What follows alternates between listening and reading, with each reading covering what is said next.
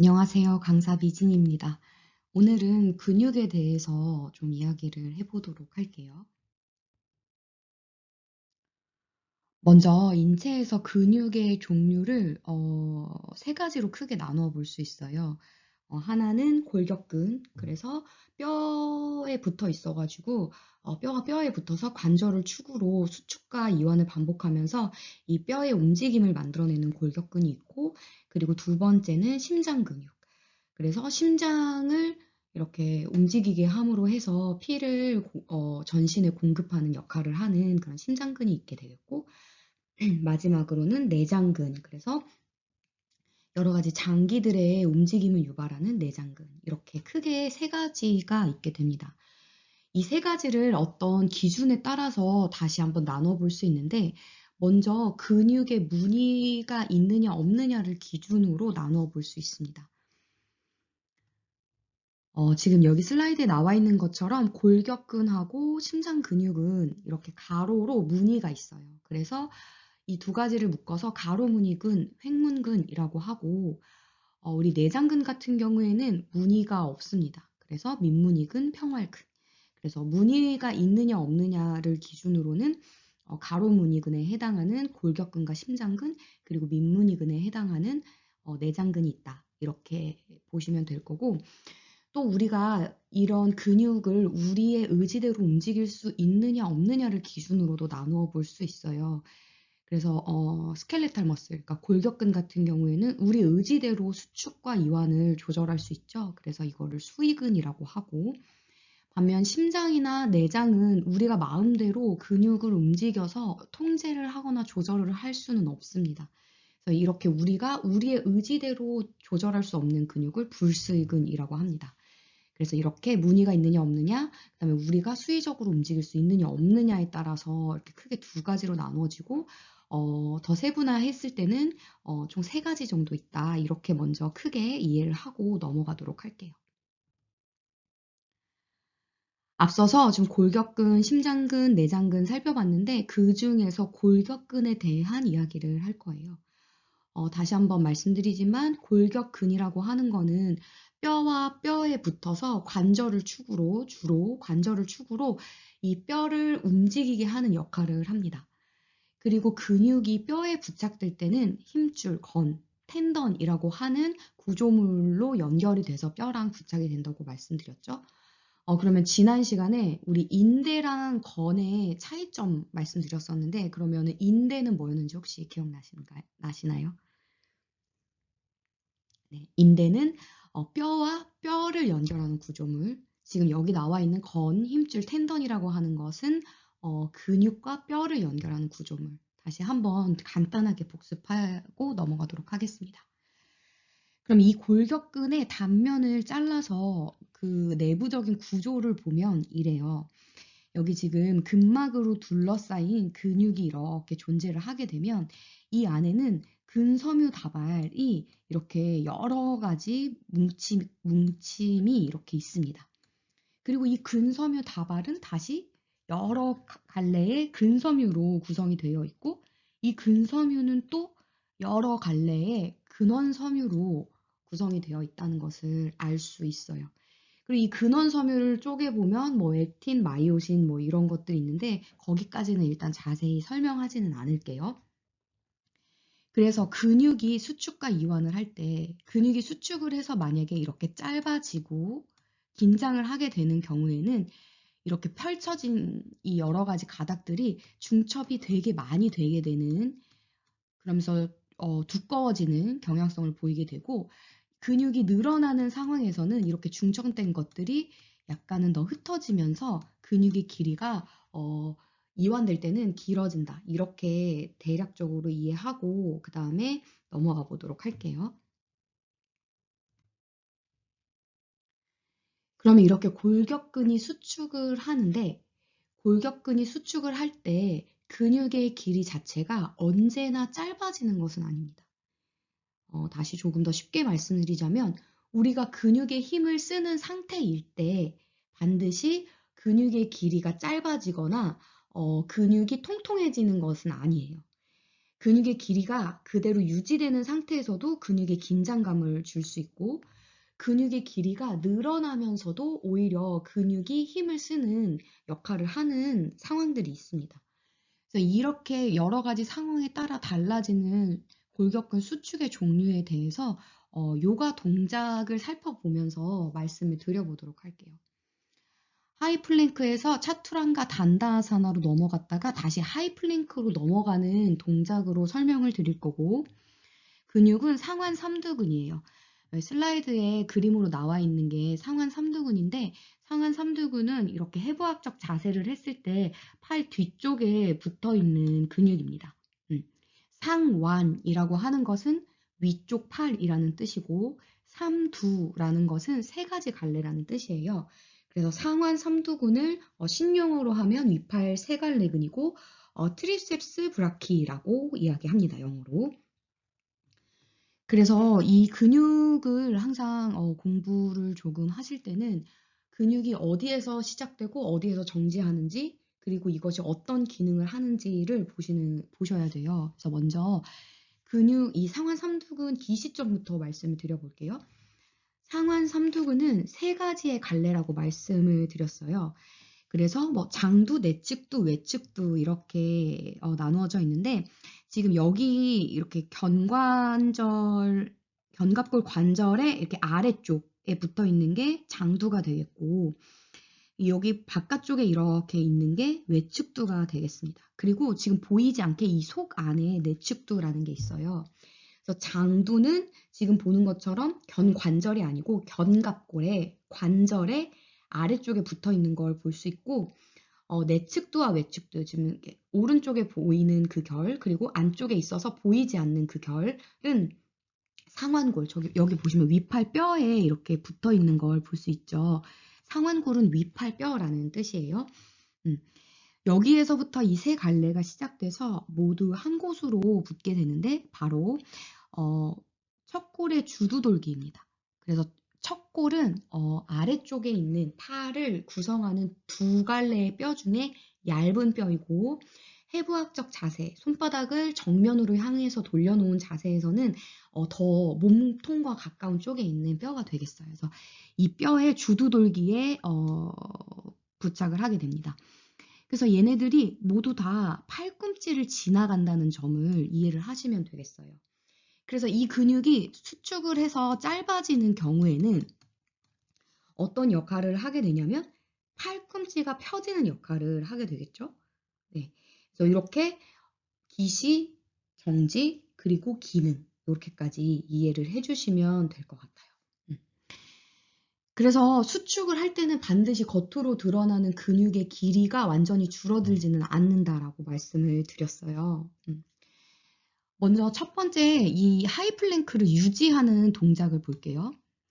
하이플랭크를 유지하고 있는 상태에서 지면을 바닥으로 밀어내고 우리 몸통이 바닥으로 고꾸라지지 않도록 팔꿈치를 펴낸 상태를 유지하는 힘을 쓰게 됩니다. 그때 상완 삼두근은 긴장된 상태 있죠. 그러니까 팔 뒤쪽에 힘이 들어가 있는 상태를 유지하게 되죠. 이 동작을 유지하는 상태에서는 길이가 짧아지거나 길어지지는 않지만 여전히 이 근육은 긴장되고 수축이 되어 있는 상태다라고 이해를 하시면 돼요. 그래서 근육이 지금 길이 자체가, 겉으로 보이는 길이 자체가 그대로 유지가 되고 있는 상태에서 근육이 수축하는 역할을 하고 있는 것을 바로 등척성 수축이라고 합니다. 영어로는 isometric contraction이라고 이야기를 해요. 그래서 이 상태에서는 자세를 보통 유지할 때 나타나는 거고, 그렇게 이해를 하시면 되겠어요. 그리고 이제 하이플랭크에서 이렇게 차투란가 단다아사나로 넘어갈 때를 볼게요. 팔꿈치가 이렇게 뒤쪽으로 밀려나면서 이 근육이 시작되는 점과 끝나는 점의 이 면적이 이렇게 늘어난다라는 걸 이해하실 수 있겠죠? 그래서 근육이 늘어나면서 버티는 힘을 가져가게 됩니다. 이완이랑은 좀 다르죠. 힘을 완전히 그냥 툭 풀어서 근육이 아무런 힘을 쓰지 않는 상태랑은 다르죠. 근육의 길이가 늘어나지만 여전히 내 근육이 힘을 쓰고 있는 상태입니다. 그래서 이렇게 근육의 길이가 늘어나면서 근육이 힘을 쓰는 수축을 신장성, 원심성, 편심성 이렇게 여러 가지 용어로 불러요. 수축이라고 하고 영어로는 eccentric contraction이라고 이야기를 합니다. 그래서 여기서 한 가지 알아두셔야 될 점은 이 신장성 수축은 근육이 늘어나는 상태이지만 이완하고는 완전히 다른 상태라는 거예요. 근육의 이완은 힘을 완전히 풀어놓고 긴장을 풀어놓는 상태이지만 이 신장성 수축 같은 경우에는 근육의 길이 자체는 늘어나면서도 근육이 긴장하는 상태가 유지되는 상태이다라고 이해를 하시면 되겠어요. 그리고 다시 차투란과 단다야사나에서 팔을 펴서 하이플랭크로 가는 상태예요. 그러면 다시 이렇게 이 근육이 시작되는 이 상완 삼두근이 시작되는 곳을 기점으로 상완 삼두근이 끝나는 이 팔꿈치 아래 척돌 주두돌기까지의 공간이 줄어든다는 걸 볼 수 있어요. 이 공간이 지금 이 두 번째 차투란과 단다아사나에서보다는 줄어든다는 걸 볼 수 있겠죠. 이때는 근육의 겉으로 보이는 길이가 줄어들게 된다라는 거 이해하실 수 있겠죠. 바로 이거를 단축성, 구심성, 그 다음에 동심성 이렇게 세 가지 용어로 혼재해서 부르는데 이 수축이라고 하고 영어로는 concentric contraction이라고 이야기를 합니다. 그래서 우리가 일단 이렇게 생각하시면 될 것 같아요. 골격근의 수축이다라는 것은 근육이 애를 쓰고 있다라는 상태인데 일을 하고 있다, 힘을 주고 있다라는 상태이고 이 상태에서는 기식점과 정지점의 거리가 가까워지는 움직임이냐, 멀어지는 움직임이냐, 아니면은 그 길이가 유지되는 움직임이냐에 따라서 등척성이냐, 신장성이냐, 단축성이냐 이렇게 수축의 골격근 수축의 종류가 달라진다라고 이해를 하시면 될 것 같습니다. 골격근 수축 종류에 대해서 알아봤는데 여기에서 요가 수련이나 지도에서 조금 더 보탬이 될 만한 저의 의견을 이야기를 하자면 우리가 스트레치 합니다. 몸을 늘려냅니다. 라고 할 때는 신장성 수축 상태랑 이완의 상태를 혼용되어서 많이 설명하는 경우들이 있는 것 같아요. 그래서 자, 이제 옆구리를 스트레치 할게요 라고 했을 때 그 스트레치가 긴장을 가지고 근육의 긴장성을 가지고 뻗어내는 신장성 수축의 상태가 있고 때로 어떤 동작에서는 그냥 힘을 툭 빼낸 이완의 상태가 있을 수 있거든요. 그래서 우리가 이런 것들을 스트레치 한다라고 표현을 하거나 혹은 스트레치 한다라고 어떤 동작을 인지를 할 때 지금 이 스트레치가 신장성 수축을 의미를 하는 것인지 아니면은 근육의 이완을 의미를 하는 것인지를 내가 수련을 하면서 잘 더 인지하고 또 안내를 하시는 분이라면 그 부분에 대해서 조금 더 포인트를 주어서 잘 설명해 주시면 우리 수련이나 안내에 조금 더 도움이 되지 않을까 싶어요. 그래서 이렇게 내용들을 항상 말씀드리지만 이런 개념들을 이해하는 것도 중요하지만 이 개념을 통해서 우리가 어떻게 움직임에 적용해 나갈 수 있는지 내 수련 그리고 혹은 안내를 하시는 분이라면 요가 안내를 어떻게 하면 조금 더 효율적으로 할 수 있는 것인지 이렇게 실질적으로 움직이는 데에 도움이 되는 그 접점을 좀 찾아 나갔으면 좋겠습니다. 그럼 이번에는 주동근하고 기랑근에 대해서 이야기를 좀 해보도록 할게요. 보통 주동근, 기랑근은 한 개의 쌍을 이룬다라고 우리가 통상적으로 이야기를 하고 있는데 먼저 주동근이 뭔지부터 알아보면 어떠한 우리가 목표로 하는 관절 동작을 일으키는 근육이에요. 예를 들어서 지금 갸냐모드라를 하고 있는 이 팔이 팔꿈치를 접어서 손이 내 어깨 쪽으로 오게 만드는 동작을 한다. 그러니까 팔꿈치를 접는 동작을 한다라고 했을 때 여기에서 관절 동작은 주관절, 팔꿈치의 굽힘이죠. 이것을 만드는 근육은 상완 이두근입니다. 그래서 팔꿈치를 접어오는 동작에서는 주동근이 상완 이두근이 되게 되겠고 기랑근이라고 하는 것은 그 반대의 관절 동작을 일으키는 근육이니까 팔꿈치를 펴내는 우리가 앞선 슬라이드에서 살펴봤던 상완 삼두근이 바로 기랑근이 되게 되겠죠. 그러면 반대로 팔꿈치를 펴내는 동작에서는 어떻게 될까요? 굽혀져 있는 팔을 지금 이제 펴내려고 한다라고 하면 주동근이 반대로 이 아래쪽에 있는 팔 뒤쪽에 있는 상완 삼두근이 될 거고 팔을 굽히게 만드는 여기 상완 이두근이 바로 기랑근이 되게 되겠죠. 이게 무슨 말이냐면 주동근과 기랑근은 우리가 지금 어떤 움직임을 가져가려고 하느냐에 따라서 상대적이라고 하는 거예요. 그래서 우리가 주로 저항이 어디에 존재하는지, 그러니까 지금 당겨오려고 하는 저항인지, 아니면 팔이 펴지는 것을 지금 좀 버티려고 하는 그 저항인지, 내가 어떤 동작에서 어디에 저항하고 있느냐에 따라서 주동근과 기랑근은 언제나 상대적으로 변할 수 있다라는 점 이해하고 넘어가도록 하겠습니다.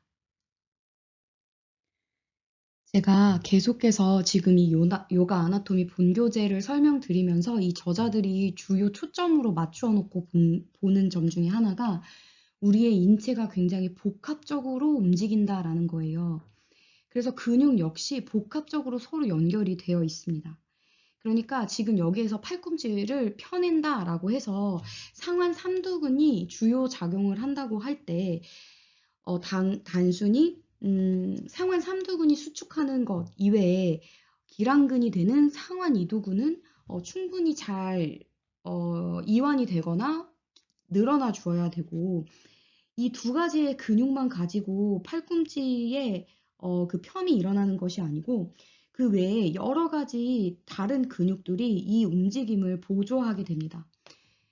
그러한 근육을 협력근이라고 하고 시너제틱 머슬이라고 해요. 그래서 팔을 펴내는 동작에서는 대표적으로 상완 삼두근이 주동근이 되고 상완 이두근이 기랑근이 되지만 주근이라든지 뭐 광배근, 대원근, 소원근, 대흉근 뭐 이러한 근육들이 우리 그 상완근 윗팔을 신전시키는데 여러 가지 역할을 팔꿈치를 신전시키고 윗팔을 신전시키는데 같은 역할을 협력을 해서 동작을 만들어낸다라는 거 중요하고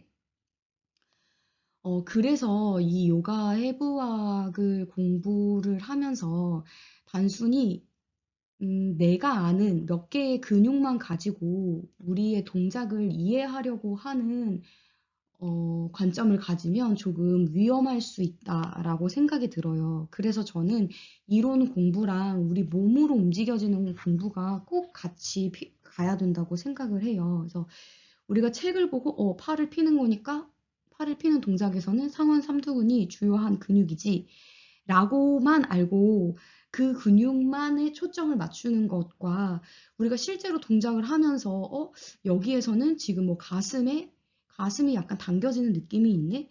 뭐 등 뒤쪽에서 조여지는 느낌이 같이 가네? 라는 식으로 뭔가 하나의 동작을 할 때 내 몸으로 느껴지는 것들을 다시 한번 텍스트로 찾아보는 것이 단순히 내가 이론 공부만 해서 약간 그 포커스가 좁아지는 거를 좀 막을 수 있지 않나 싶어요. 그래서 기본적으로 각각의 근육의 이름이라든지 뭐 기능이라든지 기시 정지점이라든지 이런 것들을 이해하고 외우고 숙지하는 것도 되게 중요하지만 실제 우리가 움직임을 통해서 알아가는 것도 굉장히 중요하다고 생각이 듭니다. 그래서 이론이 곧 실전이 되고 실전이 다시 이론이 되는 이런 서로 시너지를 만들 수 있는 공부들을 우리가 계속 해나가면 좋겠다라고 잠깐 첨언을 해보았고요. 이제 다음으로 넘어가 보도록 할게요.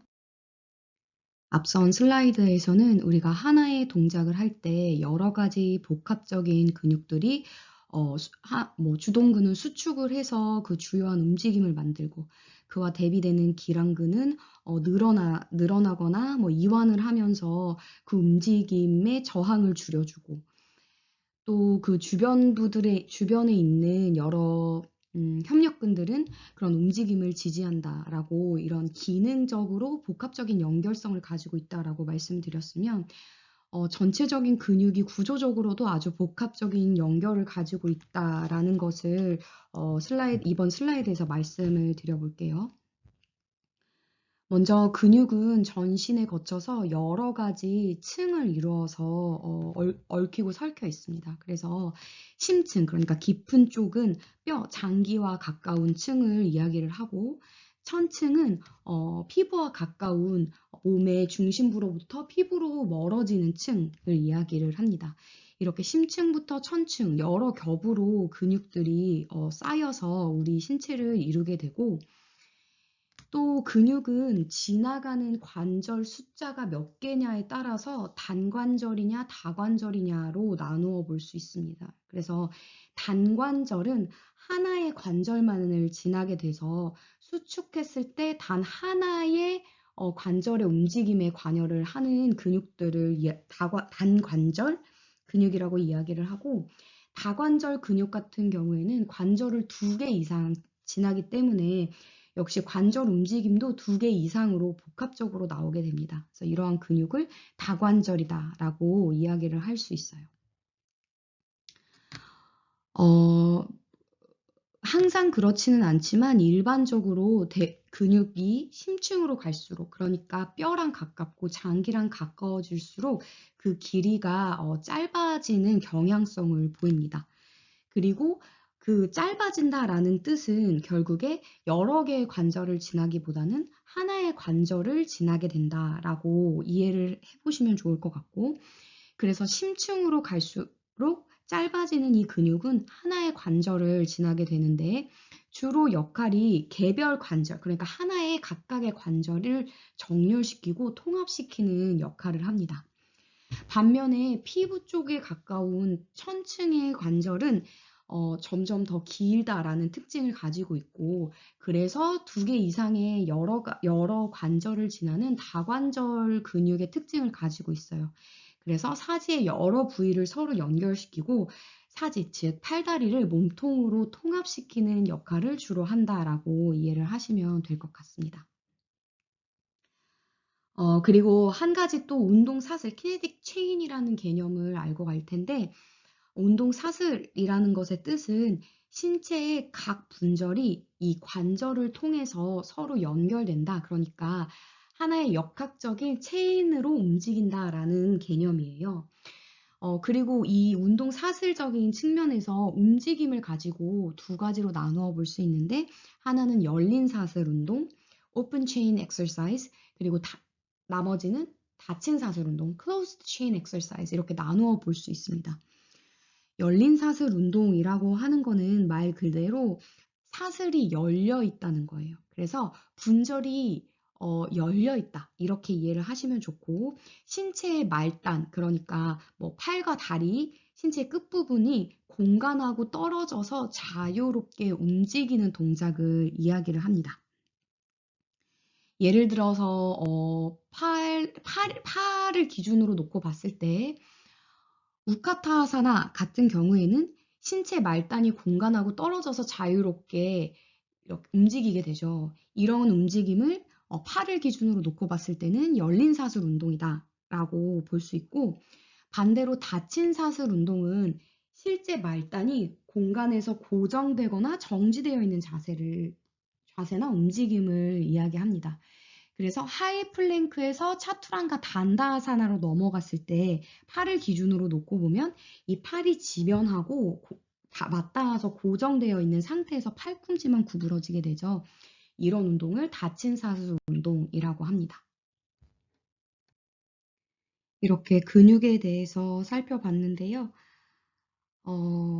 마지막으로 저자들이 우리가 근육에 대해서 가지고 있는 어떤 오해들이 있다라고 제시를 했는데, 그 오해들이 무엇인지 살펴보고, 그러면 그 오해와 반하는 사실들이 뭔지 살펴보면서 근육에 대해서 쭉 정리를 해보도록 하겠습니다. 먼저 저자들이 제시한 우리가 근육에 대해서 가지고 있는 대표적인 오해는 이렇게 5가지입니다. 먼저 첫 번째는 근육은 각각 따로 작용한다는 거. 두 번째는 우리가 같은 동작을 한다면 누구나 같은 근육을 사용하고 있다라는 것. 그리고 세 번째는 근육의 긴장도가 클수록 잘 기능한다라는 것. 그리고 네 번째는 각 근육들이 언제나 같은 방식으로 관계를 맺는다는 것. 그리고 마지막으로는 어떤 움직임에는 정해진 올바른 근육의 세트들이 있다라는 점이에요. 이런 오해들을 가지고 있고 이런 오해들은 잘못되었다라고 저자들이 이야기를 합니다. 그러면 근육에 대해서 맞게 이해를 한다면 우리는 이렇게 이야기할 수 있을 것 같아요. 먼저 첫 번째는 근육은 다른 신체의 특징과 마찬가지로 복합적으로 작용을 한다라는 점입니다. 하나의 동작을 할 때 주동근, 기랑근, 협력근 이런 것들이 서로 얽혀서 작용을 한다라고만 이해를 하셔도 쉬울 것 같아요. 그리고 실제 근육이 하나의 겹이 아니고 심층인 그 심층에서부터 우리 장기랑 뼈랑 가까운 심층에서부터 피부랑 가까운 천층까지 겹겹이 있기 때문에 단 하나의 근육만 따로따로 작용한다는 것은 실제 구조적으로도 조금 어렵다라고 이해를 해보시면 더 좋을 것 같아요. 그리고 동일한 동작을 한다고 하더라도 개인마다 근육의 작용이 다를 수 있습니다. 앞서서 슬라이드에서 살펴봤을 때 팔꿈치를 펴낸다라고 했을 때 주동근, 기랑근, 협력근 이렇게 이야기를 했지만 어떤 사람들은 주동근이 되는 상완 삼두근이 아닌 그 협력근들을 더 많이 사용할 수도 있겠죠. 개인 구조적인 특징, 신체 구조적인 특징이나 뭐 부상이 있다면 특히나 더 그럴 수 있고요. 그래서 같은 동작이라고 할지라도 각 개인마다 근육의 쓰임은 조금씩 다를 수 있다라는 거.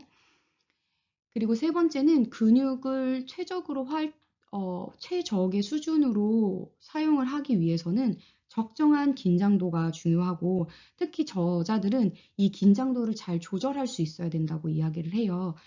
긴장도에 대해서는 조금 이따가 다시 설명을 드리도록 할게요. 그리고 각 근육은 다양한 방식으로 관계를 맺습니다. 하나의 동작에서 주동근과 기랑근의 관계를 맺고 있던 근육이 다른 동작에서는 협력근으로서 같이 작용을 할 수 있다는 거예요. 그래서 움직임에 따라서 서로 다양한 방식으로 관계를 맺고 있다라는 것이고 각 움직임마다 여러 근육이 다양하게 묶일 수 있다. 꼭 하나의 세트만이 묶이는 것이 아니다라는 거는 아까 앞서서 말했던 것처럼 팔꿈치 신전할 때 주동근, 기랑근, 그리고 협력근이 뭐뭐뭐뭐예요 라고 이야기를 했지만 그게 반드시 올바른 묶음은 아니라는 거예요.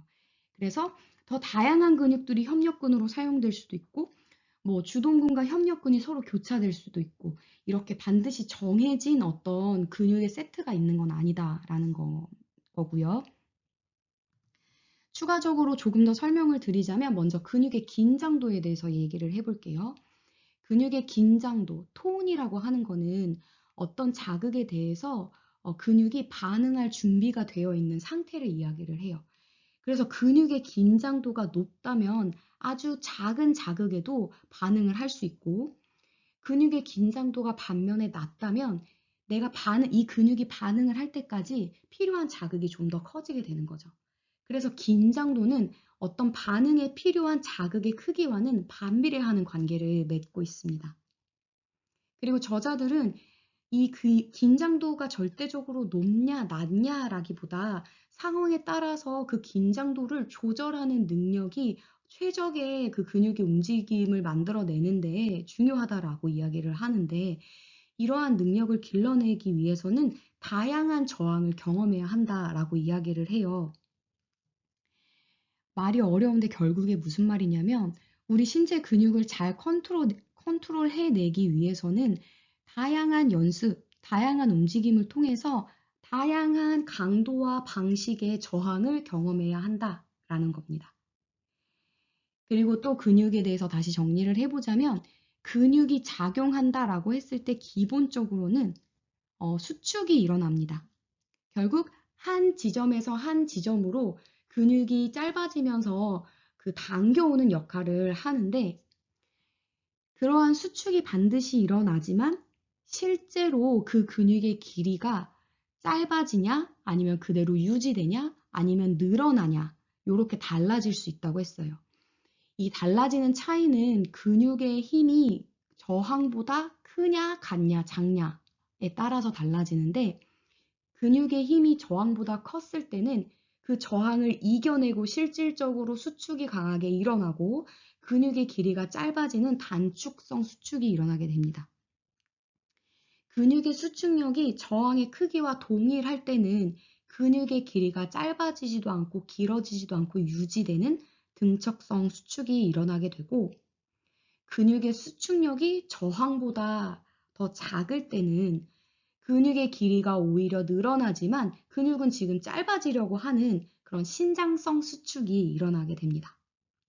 그래서 이렇게 세 가지 수축 앞서서 살펴봤던 거 다시 한번 가볍게 정리를 했고 이제 우리가 근육이라고 이야기를 하면 요가에서는 근력과 유연성을 모두 다 중요하게 생각을 하는데 유연성은 근육이 신장되는 능력, 근력은 근육이 힘과 속도를 생성해내는 능력을 이야기를 합니다.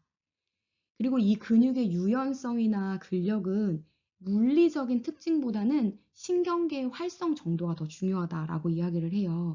그래서 물리적인 특징이라고 하면 근육의 크기, 근육의 길이와 같은 것들이 되겠고, 근데 이런 것들보다 신경계의 활성 정도가 더 중요하다는 거예요. 그런데 여기에서 중요한 포인트는 신경계의 활성 정도는 연습으로 길러질 수 있다는 거예요. 그래서 같은 동작을 반복하게 되면 그 신경계가 더 활발하게 활성화하게 되기 때문에 이런 근육의 유연성이나 근력을 강화시키는 데는 결국에는 선천적으로 타고난 것보다도 후천적인 노력이 더욱더 중요할 수 있다라고 정리를 해볼 수 있겠습니다. 오늘 이렇게 근육에 대해서 잘 살펴보았고요. 이제 다음 시간부터는 본격적으로 아사나 분석으로 들어가 보도록 하겠습니다. 오늘도 고생 많으셨습니다.